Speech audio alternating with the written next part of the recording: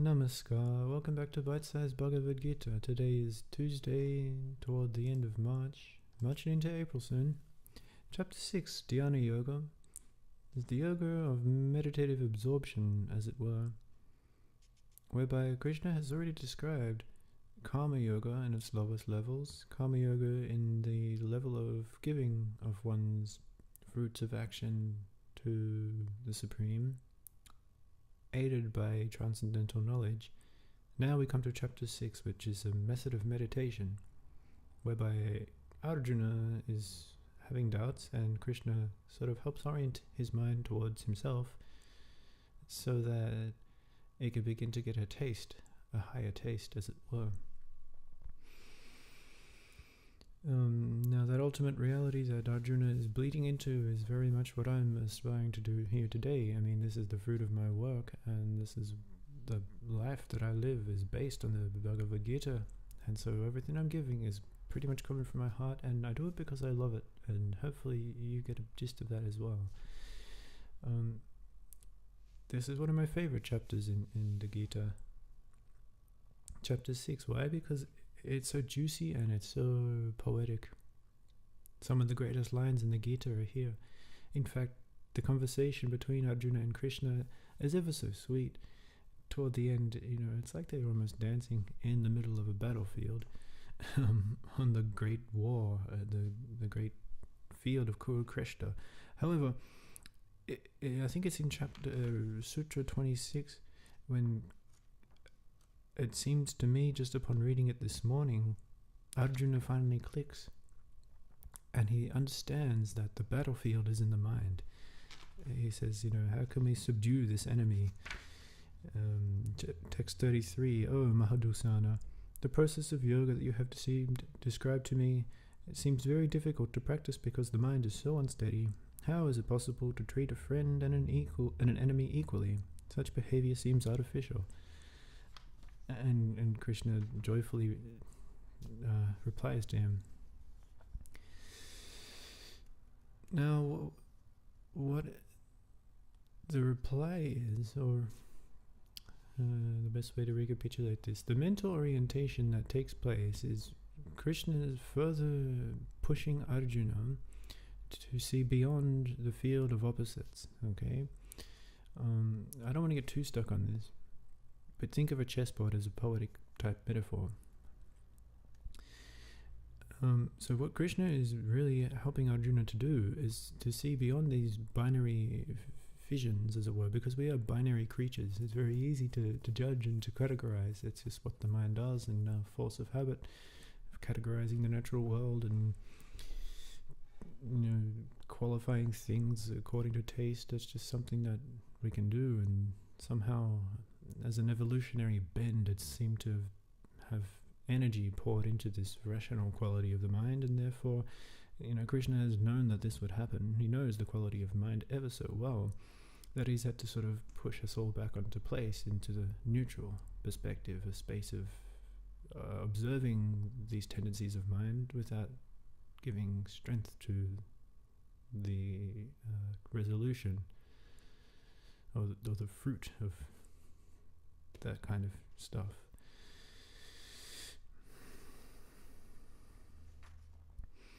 And so chapter 6 is called Dhyana Yoga, which literally means what is being thought of, or to think of, and it is also being used thousands of years earlier in Patanjali's sutras, the Yoga Sutras, where he describes Dhyana Yoga as a limb of yoga itself.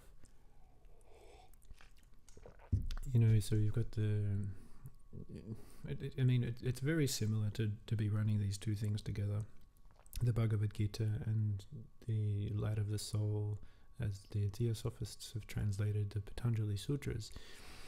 But basically it's a step-by-step thing, very much akin to a ladder, whereby it's a matter of beginning with a base foundation, assuming good posture, and good posture doesn't just mean you have to be a good person as well, like morality is already taken care of, so goodness is achieved. This is kind of inherent in Arjuna's characterization of being face to face with Krishna.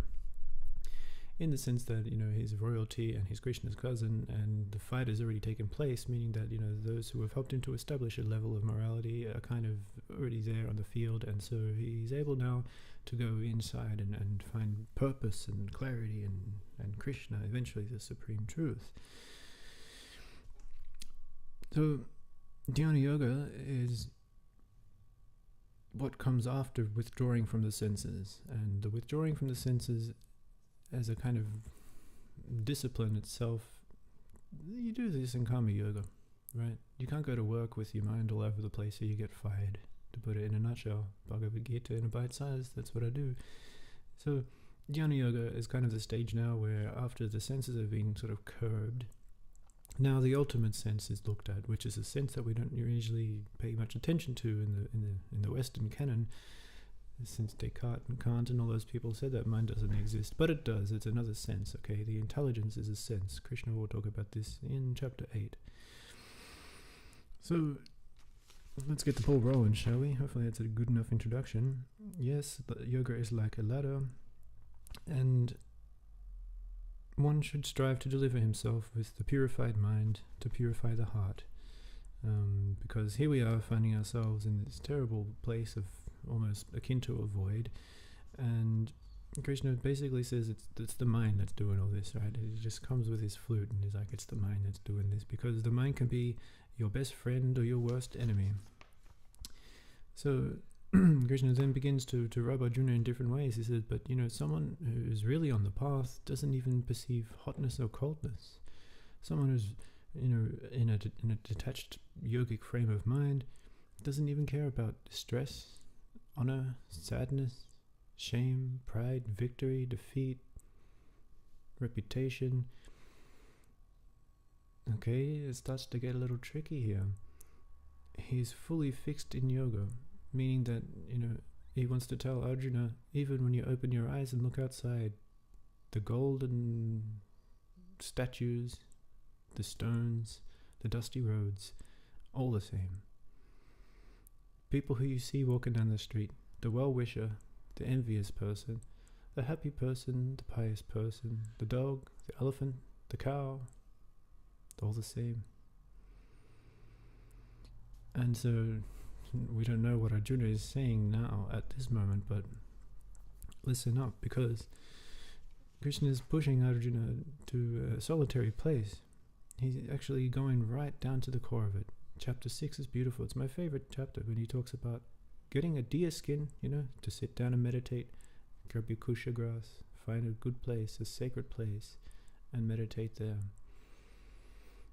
And straight away he gives the description of how to meditate. Text 13 to 14. Keep your body still, your neck, spine, breathing focused on the tip of the nostrils. You're observing the in-breath and the out-breath. Eventually to cross the bridge of Pratihara, as Astanga is explained. Or otherwise, observing strict celibacy, one should withdraw from all kinds of material activities and focus just on the Paramatma, the Supersoul. That's the four-armed image of Krishna. And accepting this as the ultimate goal of life. This is possible to do, particularly for us in the Western world who aren't usually familiar with associating the ultimate goal of attainment as a thing that takes a human form. We have vision boards and symbols, of course, to kind of give us that symbolic orientation, but it's a really good practice, and it's pretty much what yoga in its very fine brushed up forms is when you can sort of invest all your loving intentive drive into the form of Krishna, so that becomes your practice that you can take everywhere with you.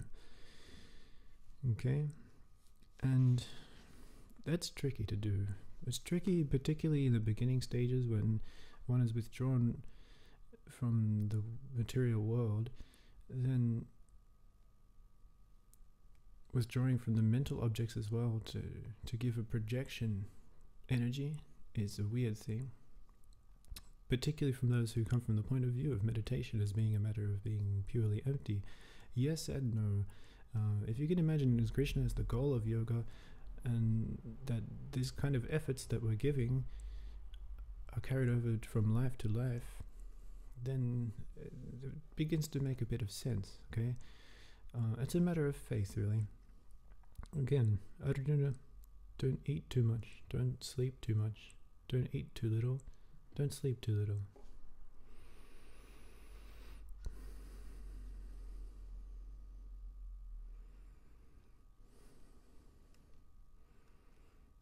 So once one has found a bit of balance, this beautiful poetry comes from Krishna.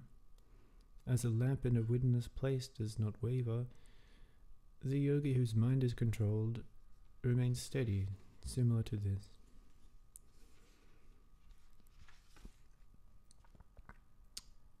Now, the quality of the mind has to be understood.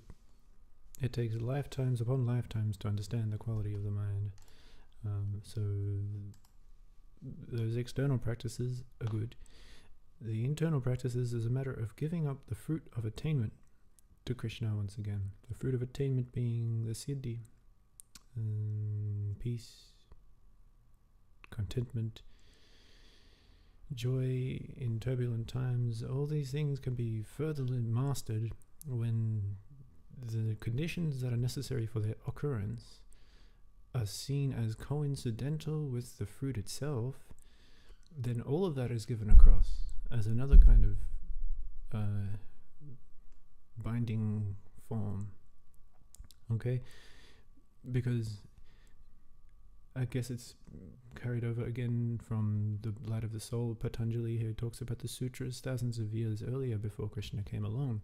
He talks about, what one can expect from this process. And of course, you want to see fruits of action from any kind of action, just to know that you're on the path, to let you know that you're doing it correctly, okay? And those kind of results have been mentioned. And now Krishna says, as he does, I come back to re-establish the Dharma. These are his words, to re-establish the Dharma, to knock us back on track once again. And it's these mental fruits that are also to be given across, just exactly what I'm doing, or what I strive to do. And Krishna says that I've never stopped thinking about you. You think of me, I think of you. It's very sweet. At this form, at this level, it's not a matter of attaining for these material hiccups along the way. It's purely a one-on-one kind of relationship that gets developed later on. Once one is pushing more and more energy into the internal and giving to that internal, because the internal is also seen everywhere, then a great strength, a great inner strength is concocted.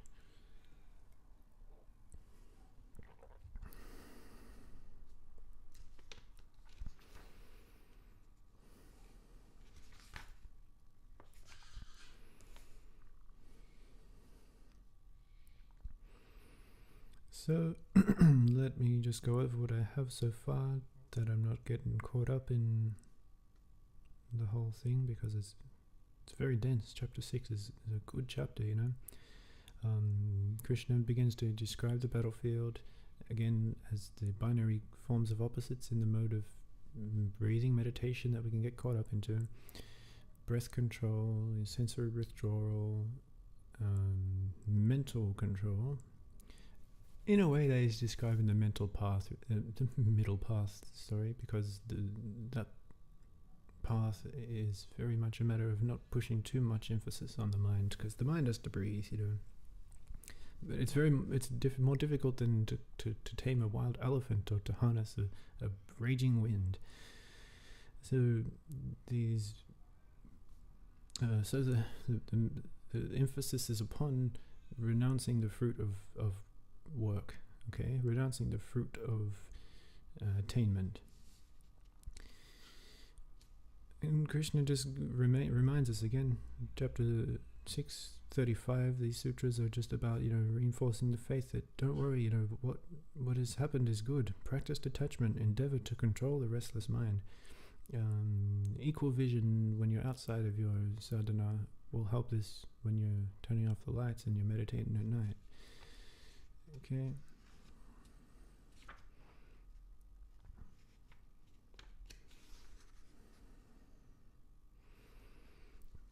And the chapter concludes basically with Krishna once again describing the different types of yogas that he did, karma yoga from the lower entry levels to the higher fruitive action that is also given across, Jnana yoga as the meditation upon what is the supreme, what is the point of meditating on qualities like peace. And secondly, to go deeper into this Jnana yoga, how are these qualities transcendental and not just mental concoctions? This is perhaps where a guru is necessary to maintain a kind of continuous thread between what one is devoting oneself to and that one is oriented correctly in the yogic path. Because not always is the giving good. Not always is what one sacrifices correct. You've got to consider time, you've got to consider place, if the activity is appropriate. It's not just a renunciation of everything. It has to take place very slowly, step by step. So you find your karma and your dharma from the first initial types of practices, and then depending on the mechanics of grace and really just natural forces, whatever they be, the dwindling down of your own karma, that's how one can further progress onto the path. By letting go and giving up at the right time, one can make good progress. And what I mean by good progress, you have to get this kind of perspective. People listening, it's a very lifelong endeavor. It's beyond just this life. It goes for a long time. And Krishna says, I've been carrying everything that you've done that's good. And what you haven't got yet, what you're lacking, I've preserved it. Okay, so it just continues over the material plane of birth and death. And this is what you begin to see in your meditations if you can withdraw yourself from your senses. So there are things that we can't do, and there are things that we just, at that point, you just have to surrender. And Krishna sort of begins to take over from there. And he says, it's good, because you would have come up from work to achieve morality, moving into the meditative stability, withdrawing your attachment from the material world. But there are many hiccups that you can get hooked on. And before you go to bhakti yoga, which is a complete ocean of surrender, because you're always working, always thinking of me, you're going to have to calm yourself down and note that even though you may be a yogi, you still might be caught up in the material field. Oh, the senses are heightened, So food becomes it's a whole different ball game, talking about what foods to eat. Aesthetic appreciation is heightened because the senses are in touch with something beyond. These are good things if we can meditate on the transcendental quality that it produces, and to recognize that quality as Krishna. That's how it's done. That's how one crosses over the ocean of birth and death, because there are hiccups all along the path, and we just have to stay focused and know that Krishna is there, not just watching us like that, but with us always in the heart. So, Hari Om Tat Sat. I enjoyed to give that talk. That was chapter 6. Join in next week for chapter 7, sadhuarts.tv, where you'll hear all this again, but in frame of reference of bhakti yoga, if I'm not mistaken. Oh, it's Vijnana yoga. Which is a bit more knowledge of the transcendental. But it's all good stuff, believe me. You've tuned into a good place. Nowhere else where you can find this kind of casual discussion on the Gita. Usually you have to spend a lot of time with the guru. But I've already done that, and I wish to explain these things that we can understand, because I give grace to the mind, and I know what people's hearts are full of.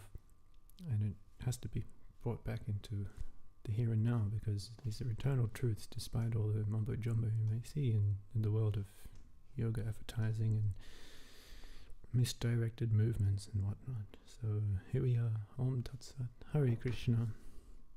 Peace be unto you.